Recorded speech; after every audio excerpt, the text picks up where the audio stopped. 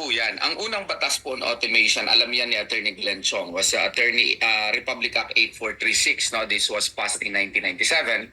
And Republic Act 8436 called for the full automation of our election systems. Yun po yun ang una po nating batas. Pero nakita po kasi ng ating mga mambabatas na yung full automation system is prone to hacking, malwares, and therefore there was a need to amend the law na amyandahan po ito.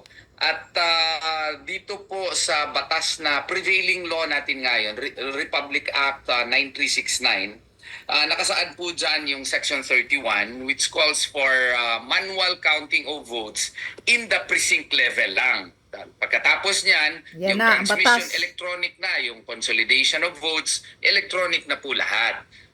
Ang dahilan po dyan ay if you look at the rationale of the law is to really see to it yung boto po in the precinct level ay mabilang talaga ng mga election board members at saka yun din po yung purpose ng mga watchers under Republic Act 7166 ay matugunan pa rin na makita talaga nila yung mga balota at ma-confirm nila at saka merong mga tally boards, no, para magiging fully transparent, credible, and accurate yung election system natin. Kaya nga ang title nga ng batas, an Act Amending Republic Act 8436, no, authorizing the COMELEC to use an automated election system in the May 11, 1998 national or local elections and in subsequent national local electoral exercises to encourage transparency, credibility, fairness, and accuracy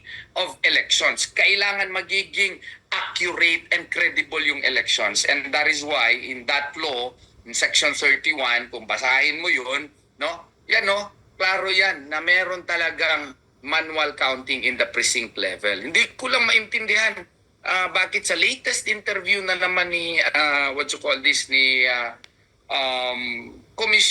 Chairman Garcia, kailangan daw i-amyandahan yung batas. Nandyan na po yan. No? Nandyan na po yan. Ewan ko bakit hindi po yan pinapansin at ini-implementa ng ating chairman ng Commission on Elections. Gusto niya talaga yung full automation. Doon naman sa online voting nga, wala ngang batas yun.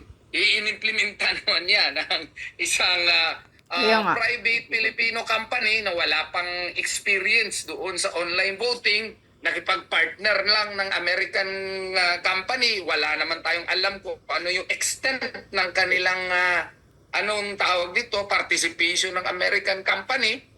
Inimplementa, wala man lang bidding o anong ginawa ba doon or kung meron man ang nanalo ay wala pang experience which is contrary again to the requirements under Republic Act 9369 kung mamarapati natin kung yun ang i-apply natin. Yan po ang mga problema talaga natin dito. May batas na manual counting, ayaw i-implementa.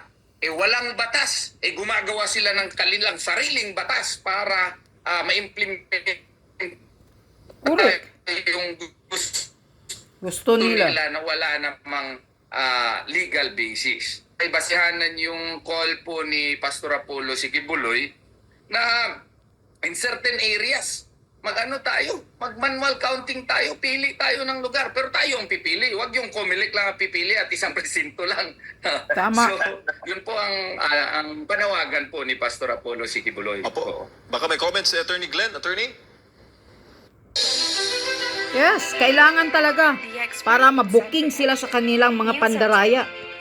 Baka may comments si Attorney Glenn, Attorney? Actually, yung sinabi ni Attorney Bobet is true. Ang sabi ni George, kailangan amindahan ang batas to allow for manual counting. No, it does not have to be. Because, kung makikita ninyo mga kababayan, ma-observe ninyo, hindi actual full automation ang sinasabi ng batas. It only permits the COMELEC to use automation. Pwedeng gumamit ng manual, pwedeng gumamit ng hybrid. Kung babasahin nyo ang batas, it says, an act allowing the COMELEC to use an automated election system. In fact, sa barangay election, manual ang eleksyon natin. manual ang counting ng boto natin. Kung natatandaan nyo yan. Pagdating sa national and local, dahil gustong mandaya, automated ang gagamitin para madali ang daya. Sa Yeah. mga eleksyon, walang magbabayad eh. So alam, ano-mano kayo dyan para walang magbabayad para sa dayaan eh. What I mean is, pwede ang manual election, pwede ang automated election, pwede ang hybrid election, and you do not need to amend the law. You only have to apply it by a COMELEC resolution that itagpi mo yung provision ng BP 881, Batas Pambansa bilang 881, that's the Omnibus Election Code, and Republic Act 9369.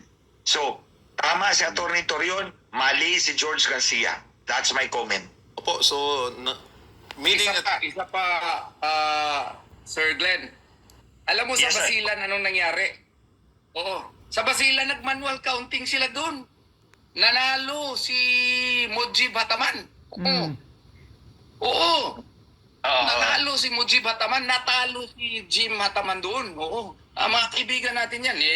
Alam nyo naman yung relasyon ng dalawa. Hindi na natin i-explain dyan. Bakit yung Commission on Elections sa Basilan nag-manual counting? Oo. Tingnan nyo. Dahil ba matatapang yung mga kandidato doon? So tayo, hindi tayo matatapang, kaya hindi tayo mag-manual counting? So, Yun nga. kailangan siguro magtapang-tapangan din tayo para Manggulo muna. para mapansin tayo ng Commission on Election. Attorney, sir. Sinimulan ko na, sinugod ko na nga yung COMELEC noong May 7 eh. Gusto ko sana kasama kita para dalawa na tayo. O mas marami, so much the better. Naku, kaya nga yung recommendation ni Pastor Apollo Sikibuloy, kasi sabi nila, kailangan ng batas bago tayo mag-manual record. Hindi may motu proprio powers yung Commission on Election eh. Since there is now a doubt insofar as accuracy of the election result is concerned, since there is now doubt insofar as the integrity of the result is concerned, so it is the bounden duty of the Commission on Elections, being the sole and exclusive body authorized by the 1987 Constitution to supervise and implement our elections here in the country, to erase that doubt. And how can we erase that doubt? Hindi isang paraan na naisip ni Pastor Apollo Sikibuloy, mag-ano tayo? Mag-manual counting tayo, manual recount tayo in certain areas lang. Ang proposal nga, 10 area lang sa 5 cities at saka 5 probinsya para mawala yung mga doubts ng tao. Hindi na kailangan ng batas yan on its own. Pwede yung gawain ng Commission on Elections. Yun nga ang kontradaya. Yung kontradaya na ginawa nila. Maganda yun, yung kontradaya. And on its own, motu proprio, the COMELEC gave the kontradaya committee power to investigate and file cases, ha? Walang batas. Diretso na. Tapos yung in flagranti delicto na arrest by yung mga vote buying. Walang batas. Of course, pwede naman ma-apply by law yung revised criminal code. But what I am saying is that the Commission on Elections really has the inherent power to implement something even if there is no express law on the matter in order to fully implement its mandate, and that is to give us honest, free, credible elections. Correct. Yun po ang nasa yan po ang basihan natin.